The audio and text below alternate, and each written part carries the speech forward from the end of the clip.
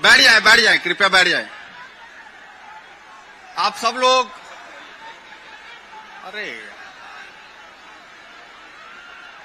बोलिए भारत माता की, भारत माता की।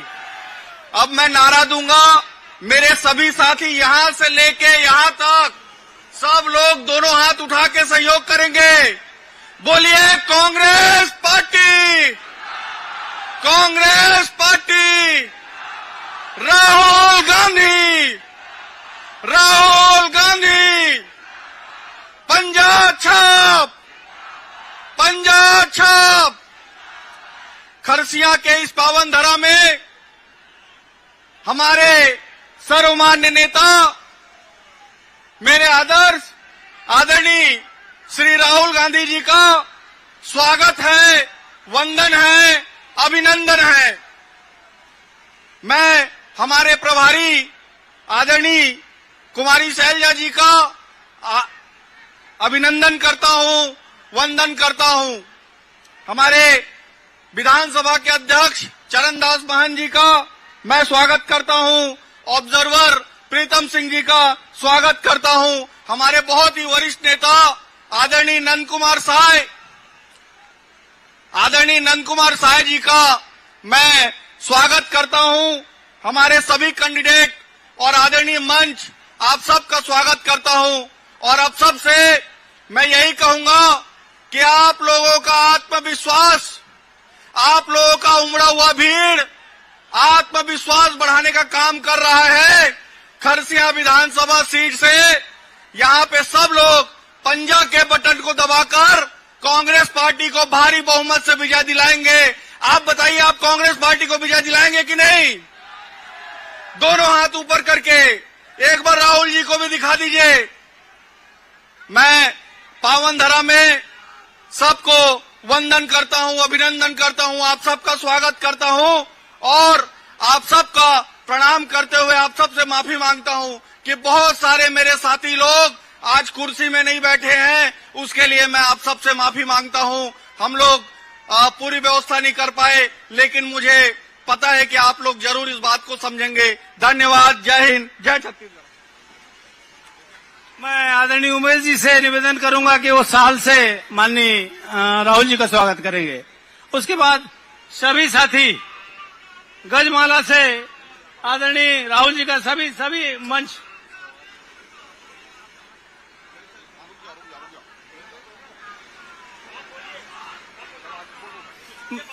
मैं बहुत सम्मान से आदरणीय महंत जी को उद्बोधन के लिए आमंत्रित करता हूं। आदरणीय महंत जी। बोलिए छत्तीसगढ़ मातारी की।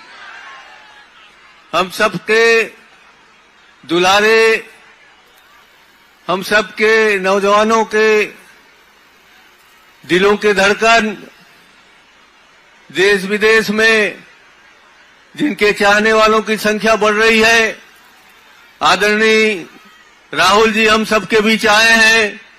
मैं उनका हार्दिक अभिनंदन करता हूं।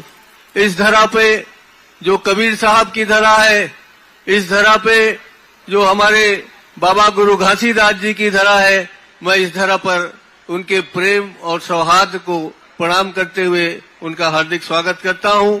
आदरणीय सोनिया जी के सहयोगी साथी शैलजा जी भी हमारे बीच हैं, उनका स्वागत करता हूं। भाई उमेश पटेल, जिसको आप जानते हैं, हमारे जीरम घाटी के शहीद नंद कुमार के बेटे हैं। उस नंद कुमार के जिन्होंने अपने बेटे के साथ इस धरती में कांग्रेस की स्थापित करने के लिए अपना जान दिया है, उस शहीद की धरती पर आज मैं उनका अभिनंदन करता हूं। आदरणीय लालजीत सिंह, विद्यावती सिद्धार्थ जी, भाई नायक जी, बहन जांगड़े जी, हमारे नंद कुमार जी और प्रीतम सिंह जी के साथ ही सभी परिवार के सदस्यगण। आदरणीय राहुल जी आए थे 29 तारीख को रायपुर के पास। हम लोगों को एक खेत में ले गए। हम लोगों को बोले चलो अब दिखाओ धान काट के। उनने हमसे धान कटवाया, खुद लगे रहे धान काटने में और सबसे ज्यादा धान उनने काटा। उसके बाद जब वो किसानों के साथ बैठे, काटने वाले मजदूरों के साथ बैठे, उनके दिल को छूने की कोशिश की, उनके दिल के दर्द को जाना, उसको देख करके भारतीय जनता पार्टी के लोगों का दिमाग खराब हो गया। उनके पेट में दर्द होने लगा और उस डर के मारे उन लोगों ने आबड़तोड़ ताबड़तोड़ एक ऐसा घोषणा पत्र यहां जारी कर दिया है जो घोषणा पत्र नहीं है, ढकोसला पत्र है, ढकोसला पत्र। उनने नाम दिया है उस पत्र का नाम मोदी की गारंटी। उस आदमी की गारंटी जिसकी गारंटी फेल हो चुकी है, खत्म हो चुकी है। कहां गया वो 15 लाख? कहां गया 2 करोड़ नौकरी? कहां गया काला धन वापस करने वाला वो नरेंद्र मोदी?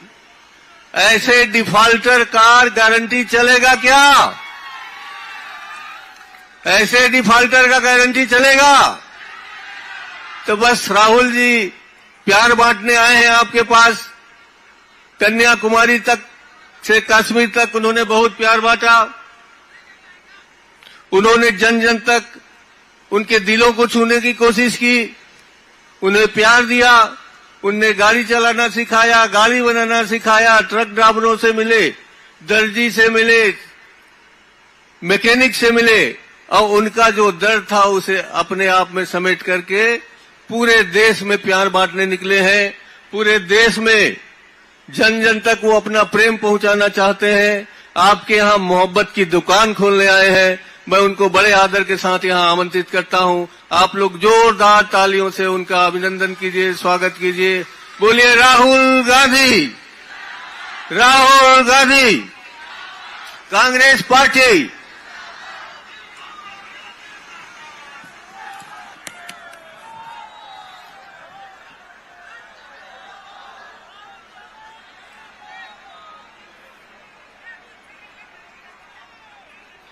कुमारी शैलजा जी, चरणदास महंत जी, उमेश पटेल जी, प्रीतम सिंह जी, कांग्रेस पार्टी के स्टेज पर सीनियर नेता,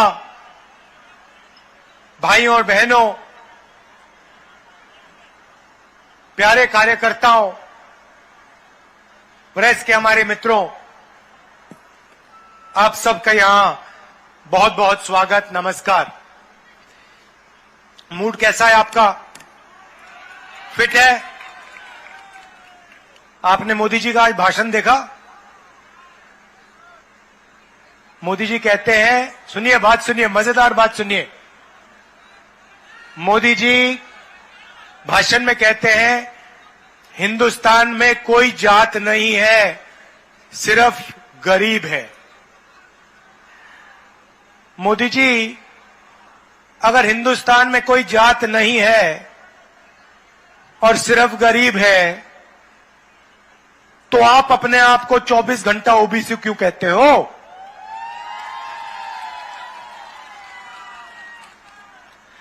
और नरेंद्र मोदी जी, ये भी मुझे बता दो, आपने ओबीसी का नाम प्रयोग करके बहुत फायदा उठाया, देश के प्रधानमंत्री बन गए, करोड़ों रुपए के आप सूट पहनते हो, 24 घंटा हवाई जहाज में उड़ते हो, तो ओबीसी शब्द का आपने प्रयोग किया और आज आप अपने भाषण में कहते हो कि हिंदुस्तान में कोई जात नहीं। मतलब जब आपके लोग मध्य प्रदेश में आदिवासी युवा पर पेशाब करते हैं और उसका वीडियो लेके वायरल करते हैं, तो वो व्यक्ति जिस पे पेशाब किया गया उसकी कोई जात नहीं है, वो आदिवासी नहीं है, वो गरीब है। जब किसी दलित बच्चे को मारा जाता है हजारों सालों से दलितों को इस देश में लोगों को छूने नहीं देते थे उनको, आज उसका नाम दलित नहीं रहा। आप ओबीसी की बात करते हो, दलितों की बात करते हो, आदिवासियों की बात करते हो और अपने भाषण में आज कहते हो हिंदुस्तान में जाति नहीं। मोदी जी आप डरिए मत, आप एक काम कीजिए, जाति जनगणना के बारे में देश को बता दीजिए।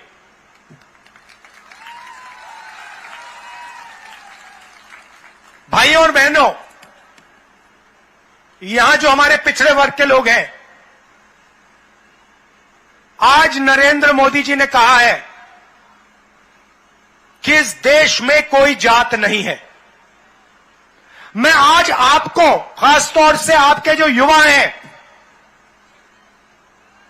जिससे ये देश रोज उनका भविष्य चोरी कर रहा है, मैं आपको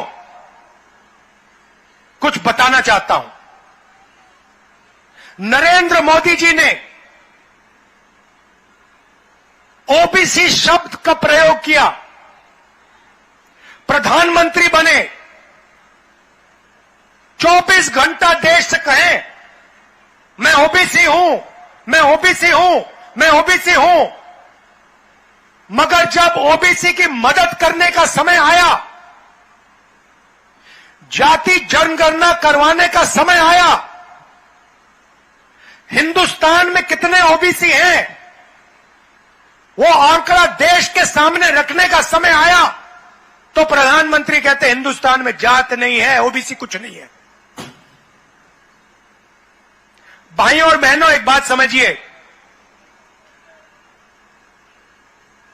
हिंदुस्तान को एमपी नहीं चलाते, हिंदुस्तान को प्रधानमंत्री नरेंद्र मोदी 90 अफसरों के साथ मिलकर चलाते हैं। आपने ताली बजाई, मतलब आप गहराई समझ गए बात की।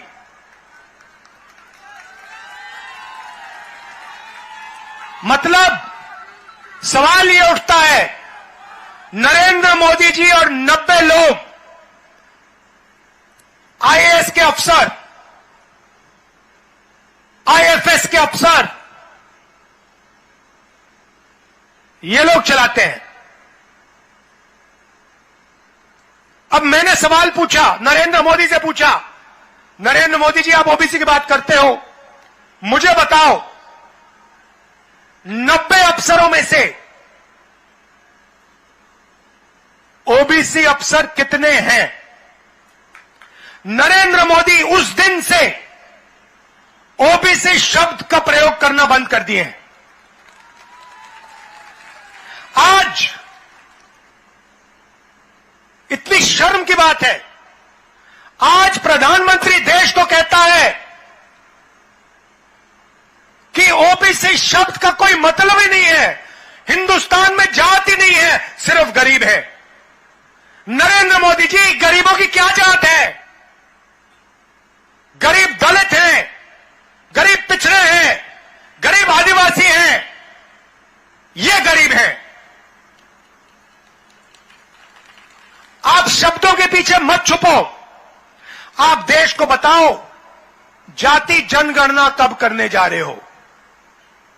अब भाइयों और बहनों, 90 लोग इस देश को चलाते हैं। नरेंद्र मोदी और 90 लोग, प्रधानमंत्री करोड़ों रुपए का सूट पहनते हैं।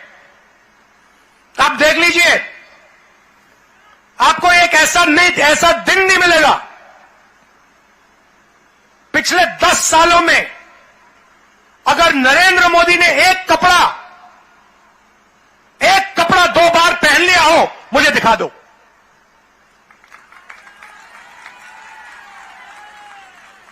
नरेंद्र मोदी अपने आप को ओबीसी कहते हैं, 10 साल में उन्होंने एक कपड़ा 2 बार नहीं पहना। आप में से कोई एक व्यक्ति है जिसने 10 साल हर रोज अपना कपड़ा बदला हो? एक व्यक्ति है यहां पे? एक नहीं है। भाइयों और बहनों, नरेंद्र मोदी और 90 लोग इस देश को चलाते हैं।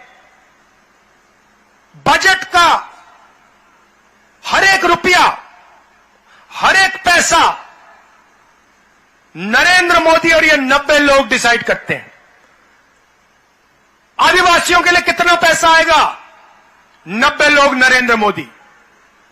आपकी शिक्षा में कितना पैसा जाएगा? 90 लोग, नरेंद्र मोदी।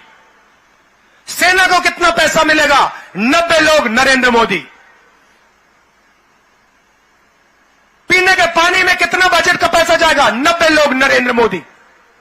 अब राहुल गांधी पूछ रहा है 90 लोगों में से ओबीसी कितने, दलित कितने, आदिवासी कितने? और जैसे मैंने यह सवाल पूछा, नरेंद्र मोदी कहता है जाति कुछ नहीं है हिंदुस्तान में। भाइयों और बहनों, 90 में से 3 ओबीसी,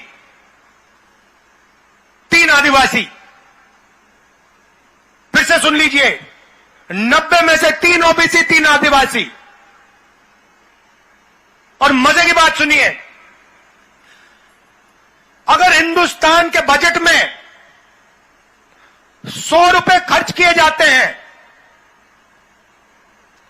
100 में से 5 रुपये का निर्णय ओबीसी अफसर लेते हैं। हिंदुस्तान की सरकार लाखों करोड़ रुपए खर्च करती है, ओबीसी अफसर सिर्फ 5% बजट का पैसा के बारे में निर्णय लेती है। अब यहां पे ओबीसी लोग, युवा चौंक गए होंगे, हमारी आबादी 5% तो नहीं है। ओबीसी की आबादी 50% से कम नहीं है। तो अगर ओबीसी की आबादी 50% से कम नहीं है, तो फिर उनकी हिस्सेदारी 5% क्यों है? नरेंद्र मोदी जी, पहला सवाल। दूसरा सवाल, आदिवासियों की आबादी 12%। भाइयों और बहनों, आदिवासी युवाओं, आप जानते हो कि 90 अफसरों में से वो जो 3 आदिवासी अफसर हैं, वो हिंदुस्तान के बजट का कितना निर्णय लेते हैं? मैं आपको अभी जो बताने जा रहा हूं, यह शर्म की बात है, यह आदिवासियों पर अपमान है। भाइयों और बहनों, आदिवासी युवाओं, अगर हिंदुस्तान की सरकार 100 रुपए खर्च करती है, तो उसमें से आदिवासी अफसर 10 पैसे का निर्णय लेते हैं। भाइयों और बहनों, 100 रुपए में से 10 पैसे आदिवासी अफसर डिसाइड करते हैं। मतलब 0.01% बजट का आप लोग डिसाइड करते हो। अब जैसे ही मैंने ये बात उठाई, आदिवासियों को वनवासी कहने वाले लोग एकदम कहते हैं इस देश में कोई जात नहीं, इस देश में सिर्फ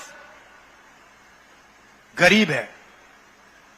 भाइयों और बहनों, वनवासी का मतलब जानते हो आप? कोई बता सकता है मुझे यहां पे वनवासी का क्या मतलब होता है? कोई बता सकता है? अच्छा, आदिवासी का क्या मतलब होता है? बताइए बताइए, आप बताइए, आदिवासी का क्या मतलब होता है? मैं आपको बताता हूं, आदिवासी का मतलब, और आदिवासी युवाओं को यह अच्छी तरह सुनना चाहिए, आदिवासी का मतलब वो लोग जो हिंदुस्तान के पहले मालिक थे। मतलब ये जो पूरी जमीन दिख रही है आपको, ये जो जमीन है, ये सबसे पहले आदिवासी वर्ग की जमीन हुआ करती थी। हिंदुस्तान में सबसे पहले आदिवासी हुआ करते थे। भाइयों और बहनों, इस शब्द के अंदर बहुत गहरी बात छुपी हुई है। आदिवासी का मतलब इस जमीन पे, इन जंगलों पे, जल पर आदिवासियों का पहला हक बनता है। सही बात? मतलब पहले मालिक आप। अब बीजेपी और नरेंद्र मोदी ने नया शब्द पता नहीं कहां से ढूंढ के लाए हैं, वनवासी। वनवासी का मतलब वो लोग जो जंगल में रहते हैं।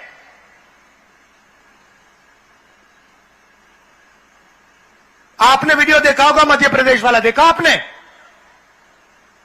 जिसमें बीजेपी के नेता आदिवासी युवा पर पेशाब कर रहा है।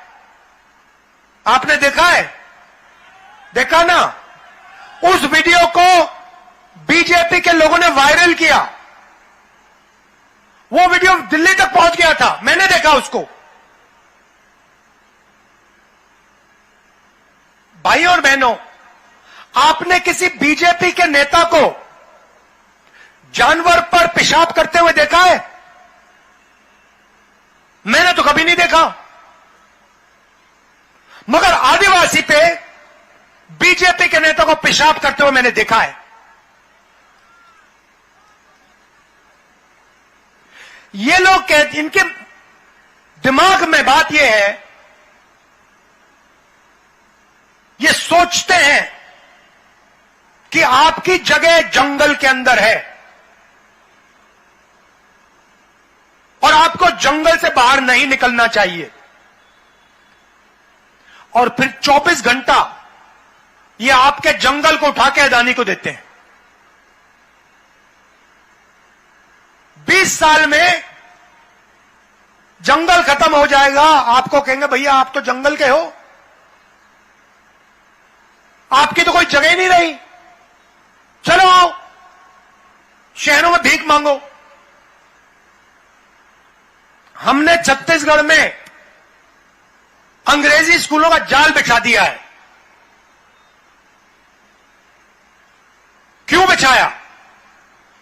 हम कहते हैं आदिवासी युवाओं को, ओबीसी युवाओं को, दलितों को अंग्रेजी सीखनी चाहिए, हिंदी सीखनी चाहिए और छत्तीसगढ़ी सीखनी चाहिए। अब आप पूछोगे भैया 3 भाषा क्यों? एक भाषा से हमारा काम हो जाएगा? नहीं भाइयों और बहनों, पहली भाषा छत्तीसगढ़ी। छत्तीसगढ़ में आपको व्यापार करना हो,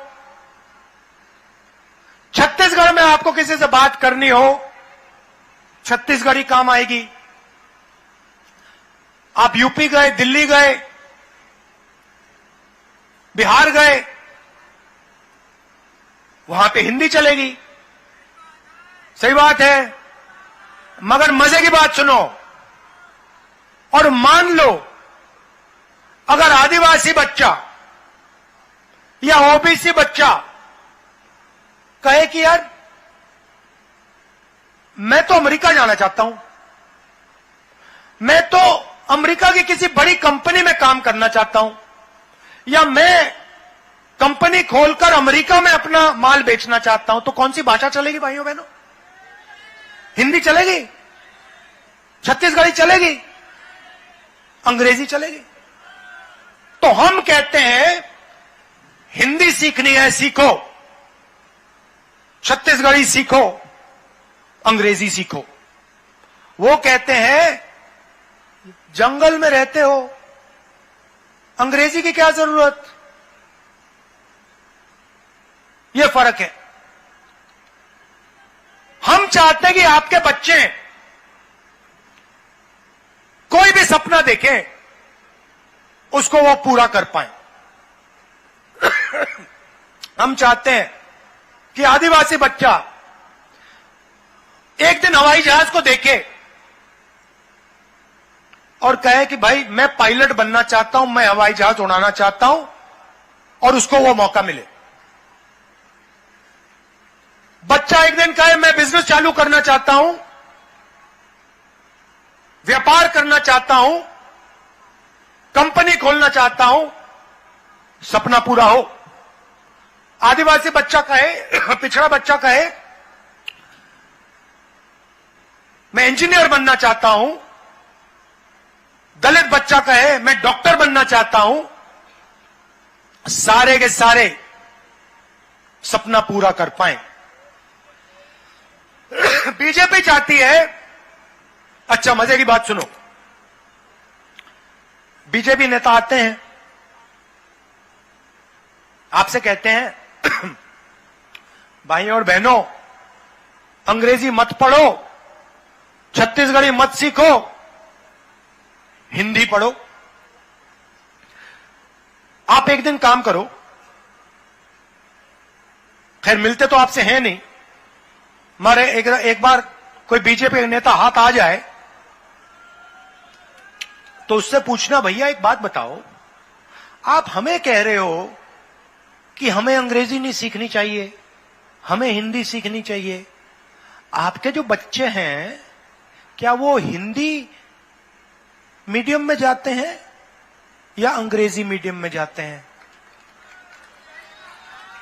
पता लगेगा सारे के सारे बीजेपी के नेता इंग्लिश मीडियम स्कूल में पढ़ते हैं, अमेरिका में जाके यूनिवर्सिटी करते हैं, लंदन में जाके पढ़ाई करते हैं और वहां पे व्यापार करते हैं।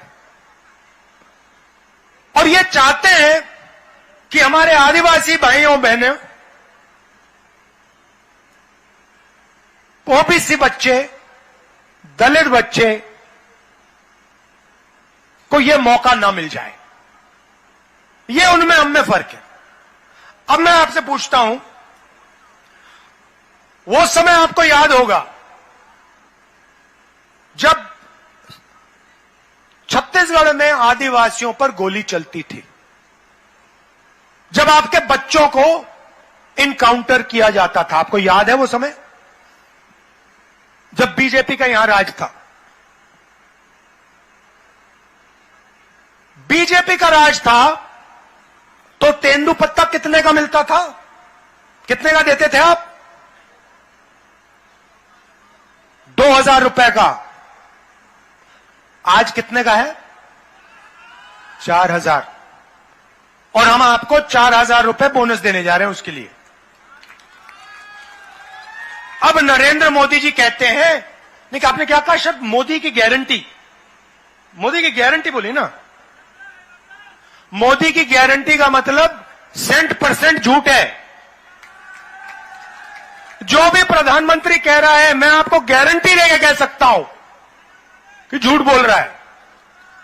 जो आदमी देश को कह सकता है कि इस देश में जात ही नहीं है, मैं गारंटी के कह रहा हूं, सारे के सारे शब्द जो उनके मुंह से निकल रहे हैं वो झूठ है। 15 लाख रुपए हर बैंक अकाउंट में, सच या झूठ? नोटबंदी से काला धन मिट जाएगा, सच या झूठ? किसान बिल से किसानों का फायदा होगा, सच या झूठ? जीएसटी से छोटे व्यापारियों का फायदा होगा, सच या झूठ?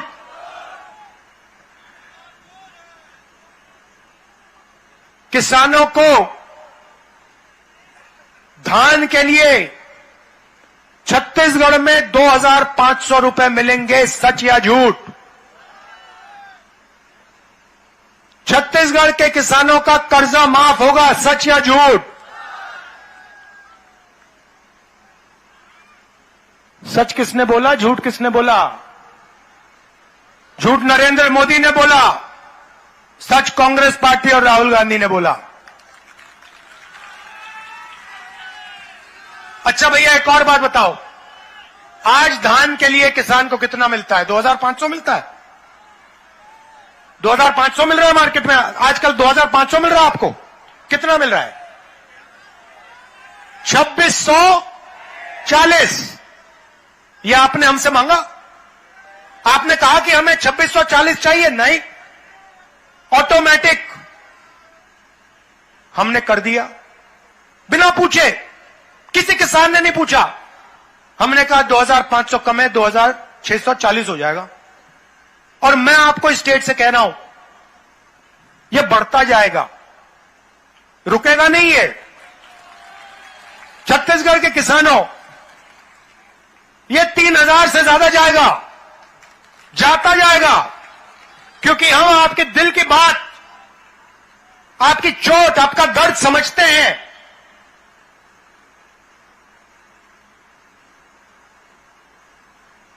इसलिए यह बढ़ता जाएगा। 23,000 करोड़ रुपए हमने छत्तीसगढ़ के किसानों को किसान न्याय योजना में दिया है। भाई और बहनों, आपने मांगा नहीं, आपने हमें यह नहीं कहा कि 23,000 करोड़ रुपए छत्तीसगढ़ के किसान को दो। नहीं, हमने कहा नहीं भैया, हमें देना है। क्यों, मैं बताता हूं। हम जानते हैं, जब हम छत्तीसगढ़ के किसान के जेब में 2500 रुपए डालते हैं, तो छत्तीसगढ़ का किसान उस पैसे को गांव में खर्च करता है। अमेरिका में खर्च नहीं करता, जापान में खर्च नहीं करता, अदानी जैसे दुबई में खर्च नहीं करता। छत्तीसगढ़ के गांव में किसान उसका प्रयोग करता है। हम आज 7,000 रुपए मजदूर को दे रहे हैं। चुनाव के बाद 10,000 रुपए हो जाएगा, लिख लो। क्यों? क्योंकि हम जानते हैं, जब हम किसान के जेब में पैसा डालते हैं, मजदूर के जेब में पैसा डालते हैं, वो एकदम जाके उस पैसे को खर्च करता है। कहां खर्च करता है? शहरों के छोटे छोटे कस्बों में, गांव की छोटी सी दुकानों में। पैसा सीधा छोटे दुकानदार के पास जाता है और गांव की और छोटे शहरों की अर्थव्यवस्था चालू हो जाती है, सबको फायदा होता है। जब नरेंद्र मोदी जी की सरकार आती है, रमन सिंह की सरकार आती है, वो किसान को 1 रुपया नहीं देते, मजदूर को 1 रुपया नहीं देते, मनरेगा बंद कर देते हैं। वो कॉन्ट्रैक्टर्स को, अरबपतियों को पैसा देते हैं, अदानी जी को पैसा देते हैं। कॉन्ट्रैक्टर्स, बड़े बड़े कॉन्ट्रैक्टर्स क्या करते हैं? पैसे को लंदन भेज देंगे, जापान भेज देंगे, अमेरिका भेज देंगे, आपको कोई फायदा नहीं होता। हम गरीबों को पैसा देते हैं, किसानों को देते हैं, मजदूरों को देते हैं। और जब हम किसानों, मजदूरों को देते हैं, छोटे व्यापारियों को मिलता है। यहां छोटे व्यापारी भाई हैं, मुझे बता दो, जीएसटी से फायदा हुआ?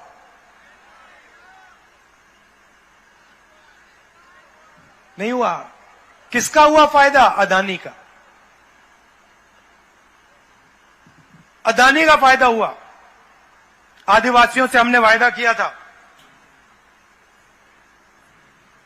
आपसे बिना पूछे, आपकी ग्राम सभा से बिना पूछे आपकी जमीन नहीं ली जा सकती। ट्राइबल बिल, पैसा कानून, इसमें लिखा था कि भैया कोई भी हो, अदानी हो, कोई और हो, हमें कोई फर्क नहीं पड़ता। अगर आदिवासियों से जमीन लेनी है, वो आदिवासी हैं, हिंदुस्तान के पहले मालिक हैं। अगर उनसे जमीन लेनी है, दलितों से, पिछड़ों से जमीन लेनी है, तो जाके ग्राम सभा से पहले पूछिए। नरेंद्र मोदी जी कहते हैं नहीं, कोई जरूरत नहीं है। पैसा कानून रद्द कर दिया, आदिवासी बिल रद्द कर दिया, जमीन अधिकरण बिल रद्द कर दिया। कहते हैं अगर हमें चाहिए जमीन उठा के ले जाएंगे। छत्तीसगढ़ में बिना पूछे जमीन नहीं ली जा सकती। कर्नाटक में बिना पूछे जमीन नहीं ली जा सकती, राजस्थान में नहीं ली जा सकती, हिमाचल में नहीं ली जा सकती। क्यों? क्योंकि कांग्रेस पार्टी की सरकार है। भाई और बहनों, गुजरात में अदानी को जितनी भी जमीन चाहिए, जितनी भी जमीन, लाखों एकड़ जमीन चाहिए, लाखों एकड़ लो, कोई ग्राम सभा से पूछने की जरूरत नहीं। वहां पे उन्होंने मूर्ति बनाई, सारे आदिवासियों से बिना कोई कॉम्पनसेशन, बिना कुछ पूछे जमीन उठा के ले गए, अदानी जी को पकड़ा दी, स्टैचू बनाने में लगा दी। स्टैचू बनाओ, जरूर बनाओ, मगर जो आदिवासियों का हक है, जो उनकी जमीन है, उसका कॉम्पनसेशन उनको दो, उनसे पूछ के जमीन लो। यह उनकी सोच में, हमारी सोच में फर्क है। अब देखिए, आखिरी बात मैं आपसे कहना चाहता हूं, यहां पे नंद कुमार पटेल जी के बेटे चुनाव लड़ रहे हैं। इधर आओ, देखो, अब मैं आपको एक चीज बताना चाहता हूं, और यह बात आप अच्छी तरह सुनो और समझो।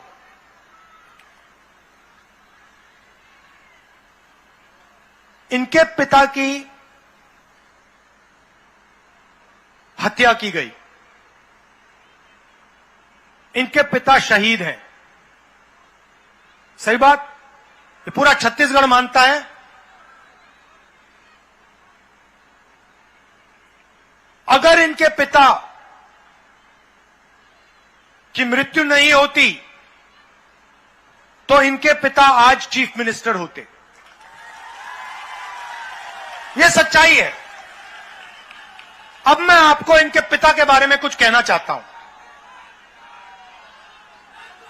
मैंने कांग्रेस पार्टी में बहुत नेता देखे हैं, बहुत नेता देखे हैं। नंद कुमार पटेल कांग्रेस पार्टी का एक सबसे अच्छा सिपाही था।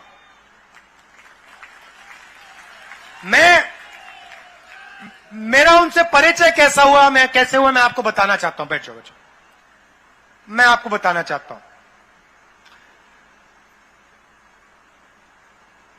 जब भी मुझसे कोई मिलने आते थे या आते हैं, तो मैं थोड़ा उनके बारे में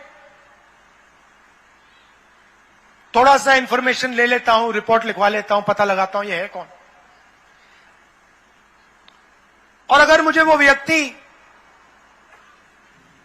अच्छे लगे तो मैं थोड़ा और चेक कराता हूं। तो जब नंद कुमार पटेल जी मुझसे मिले पहली बार, मुझे उनमें गहराई दिखी।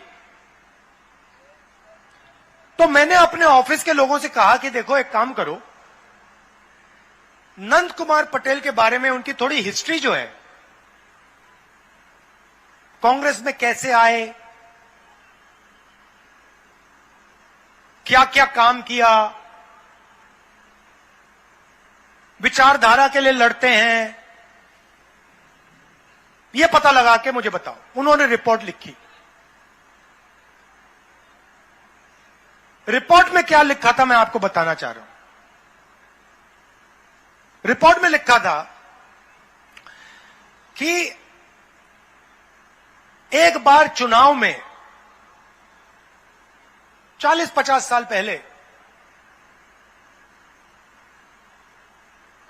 मध्य प्रदेश में, उस समय मध्य प्रदेश था, मध्य प्रदेश में कांग्रेस पार्टी बहुत बुरी तरह चुनाव हारी।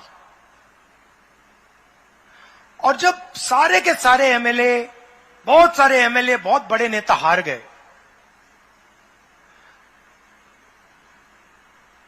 तो कांग्रेस के जो सीनियर नेता थे, इंदिरा गांधी जी थी, उन्होंने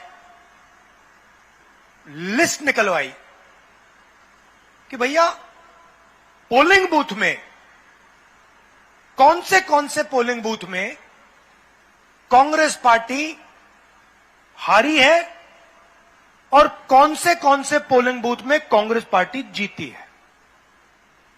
तो आंकड़े निकाले गए और एक पोलिंग बूथ में पूरे प्रदेश में कांग्रेस पार्टी हार गई। एक पोलिंग बूथ में 100% वोट कांग्रेस को मिला।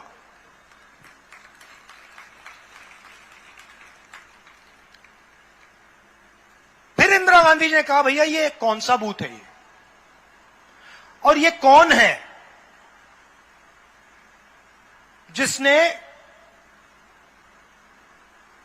इस चुनाव में जहां सारे के सारे सीनियर नेता हार गए, ये कौन है जिसने अपने गांव में कांग्रेस पार्टी को 100 में से 100 वोट दिलवा दिए। सुनो, तो फिर दिल्ली से एक आदमी आता है, नंद कुमार पटेल के गांव में जाता है बिना नंद कुमार पटेल को बताए और कहता है कि भैया यहां पे तुम लोगों ने कांग्रेस को वोट दिया। सारे के सारे लोगों ने कांग्रेस को वोट कैसे दे दिया? तो लोग वहां कहते हैं देखिए यहां पे तो हम सिर्फ कांग्रेस वालों को गांव के अंदर आने देते हैं और कोई आ ही नहीं सकता यहां पे। तो व्यक्ति ने कहा मतलब ये कैसे हो रहा है? और उन्होंने कहा कि हमारा यहां पे एक युवा नेता है, कांग्रेस का नेता है, सारा का सारा गांव उसके साथ कांग्रेस पार्टी को वोट देता है। नंद कुमार पटेल 3 बार प्रधान बने। सही बात? भाइयों और बहनों, आप जानते हो कि लोकसभा का चुनाव 3 बार जीतना आसान होता है, विधानसभा का चुनाव 3 बार जीतना आसान होता है, मगर प्रधानी का चुनाव 3 बार जीतना मुश्किल होता है। कितनी बार एमएलए का चुनाव लड़े वो? कितनी बार जीते? 3 बार प्रधानी, 3 बार जीते। 5 बार एमएलए का चुनाव, 5 बार जीते। और खून में कांग्रेस पार्टी की विचारधारा थी।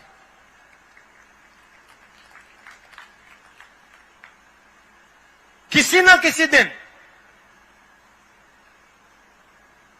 उनके हथियारों को मैं पकड़ के आपके सामने खड़ा कर दूंगा।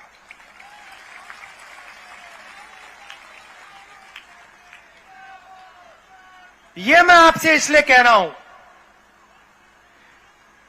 क्योंकि नंद कुमार पटेल के साथ अन्याय हुआ। मैं आमतौर से चुनाव के भाषण में ऐसी बात नहीं बोलता हूं। मैं ये बात आपके सामने इसलिए रख रहा हूं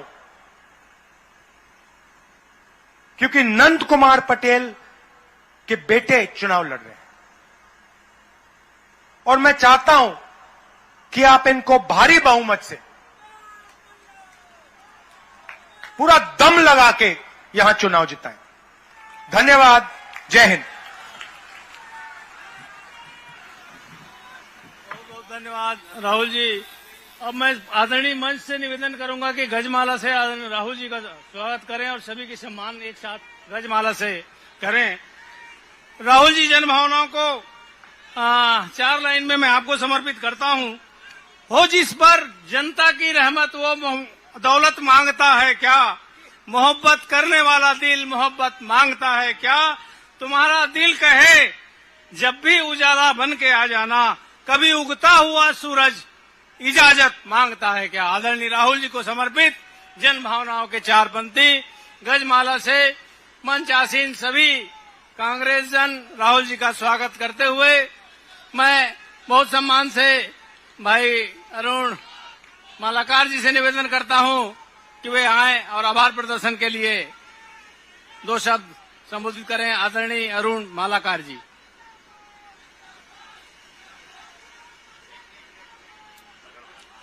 कांग्रेस पार्टी जिंदाबाद, राहुल गांधी जिंदाबाद। धन्यवाद आप सबका, इतनी संख्या में आप सब उपस्थित हुए और मैं माननीय राहुल गांधी जी का, पूरे अतिथियों का मैं दिल से आभार व्यक्त करते हुए सबको धन्यवाद देता हूं।